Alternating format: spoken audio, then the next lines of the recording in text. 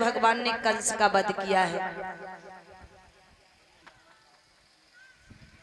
हरिहर गंगा किनारे बैठे हुए व्यास पुत्र श्री सुखदेव जी महाराज अभिमन्यु नंदन परीक्षित को बताने लगे, ही राजन परीक्षित, और कार्यकर्ता भैया जी मटकी डाल दो, कंस लाल कलर भर के उसमें, ठीक है। कहने लगी, ही राजन अब हम तुम्हें बताते किस तरह से भगवान ने कंस का वध किया।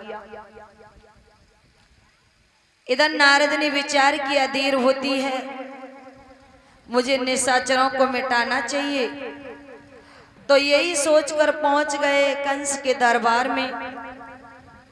बड़े प्रेम से कंस ने बिठाया है, सुंदर आसन दिया। ध्यान देना मेरी मैया और भैया। नारद कहने लगे, अरे कंस, बड़े बड़े वीरों की हत्या तू अपनी आंखों से देख रहा है, तू नहीं जानता इसमें सब कृष्ण का काम है। वो भी देवकी और वसुदेव के कारण जीवित है। तुझे बहका दिया तक देवकी का 7वां गर्भ खंडित हो गया। इसमें योग माया का हाथ रहा। योग माया ने देवकी के गर्भ को खींचकर रोहिणी के गर्भ में प्रविष्ट कर दिया। और जब 8वें रोज कृष्ण ने जन्म लिया था तो वसुदेव ने सूप में रखकर उन्हें गोकुल पहुंचा दिया था। तो जिसे ये कह दिया कि ये कन्या का जन्म हुआ है। जो इतने वचन सुने मैया, ध्यान देना मेरे भैया, एकदम से तलवार लेकर बड़ा है देवकी वसुदेव की तरफ, कहा तू बहनोई नहीं छलिया है, तूने मुझे छिल के मारा है, जीवित नहीं छोड़ूंगा तुझे।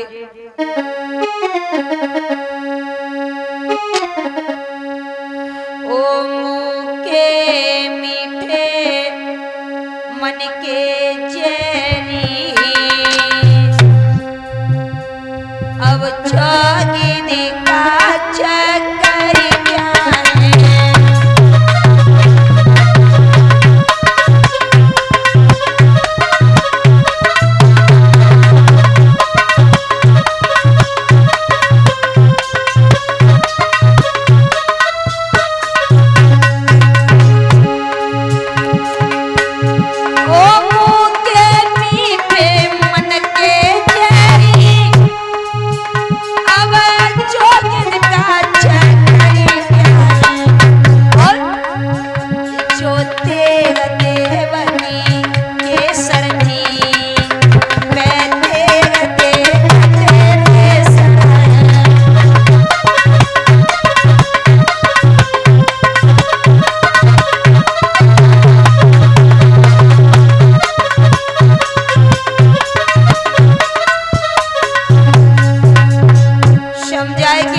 वसुदेव बहनोई नहीं तू चलिया है।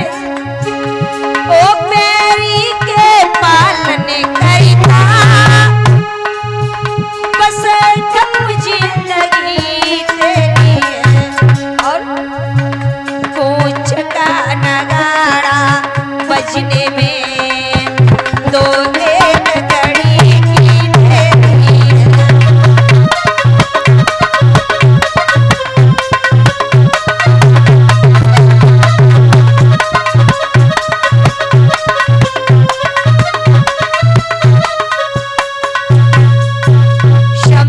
कहने लगे।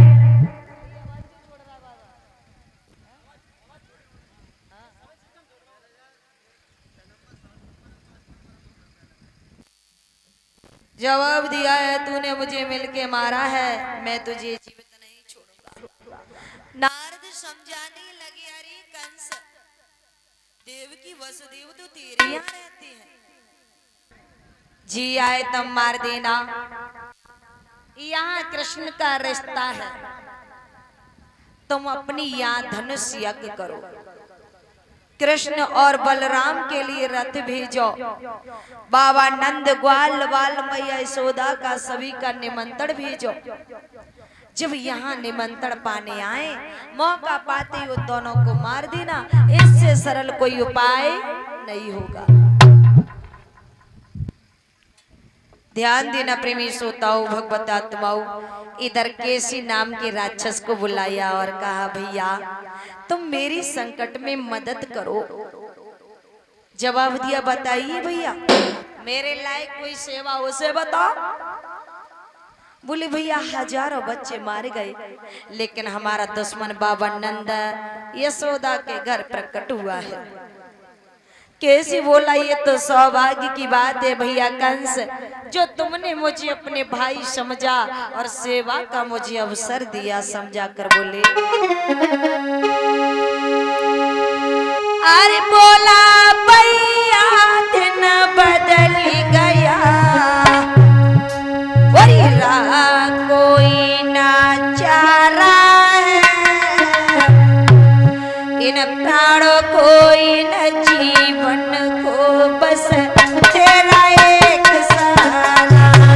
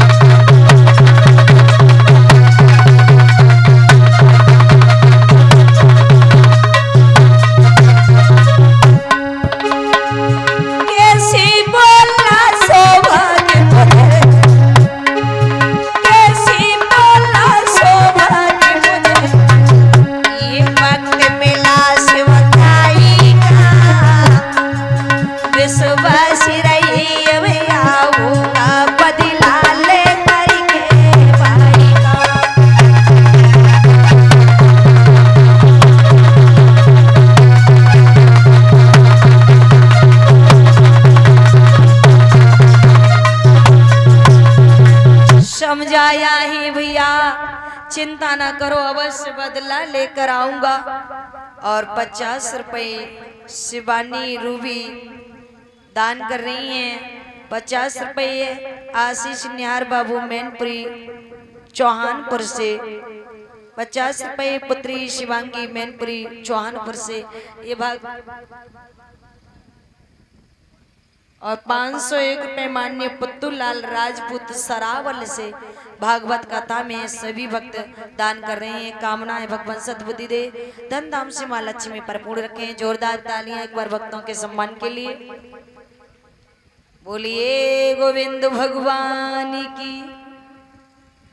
ध्यान देना मेरी मैया। और भैया कैसी वहां से चला भैया, तुमने मेरी खबर ली, सेवा का मौका दिया, और अपनी और पराई की दुख संकट मुसीबत आपत्ति आदि पर परख की जाती है।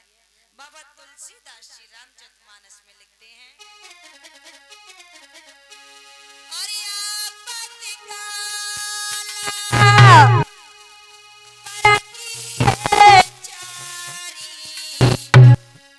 और धीरज धर्म मित्र हरि नारी, राम सिया राम जय जय राम, राम सिया राम जय जय राम।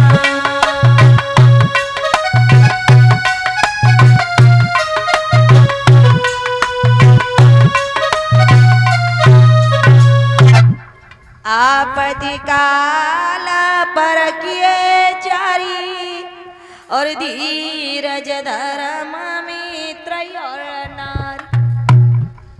आपत्ति आने पर धीरज धर्म मित्र और स्त्री की परख की जाती है। भैया सेवा का मौका दिया आपने, चिंता ना करो, बदला लेकर आऊंगा। उसी समय मैया ध्यान देना मेरे भैया, तुरंत ही उसने केसी ने घोड़े का रूप बनाया, चला है वहां पहुंचा जहां भगवान श्याम सुंदर ग्वाल वाल सखाओं के साथ में गायों को चरा रही है। लंबी लंबी टापों से धूल उड़ाने लगा।